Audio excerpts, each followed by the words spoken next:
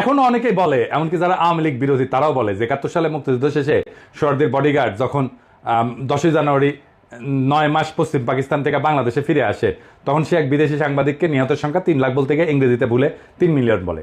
এরপর একবার বলে ফেলার পর সেটা বারবার রিপিট করতে করতে আন্তর্জাতিক মিডিয়াও আনক্রিটিক্যালি কোনো যাচাই বাছাই ছাড়াই সেই সংখ্যা বিভিন্ন জায়গায় কপি পেস্ট করে প্রিন্ট করে প্রচার করতে থাকে। প্রথমত 3 লাখ সংখ্যা নিয়ে একটা রেফারেন্স দেখায়।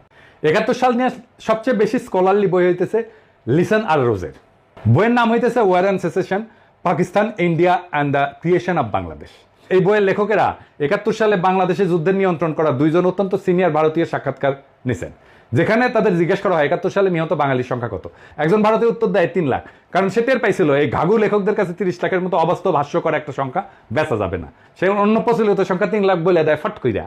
মজার ব্যাপার হচ্ছে ওই ভারতীয় যখন 3 লাখ বলে তার পাশে বসে থাকা আরেকজন ভারতীয় তার দিকে কটমট করে তাকায়, সংখ্যা বাড়ায় এটা বোঝানোর জন্য। এরপর প্রথম ভারতীয় এক ধাক্কায় তার সংখ্যা বাড়ায় 5 লাখ বলে ফেলে। মানে মাথায় যা আসে সেটাই ফসাদ করিয়া কয়া দেয়।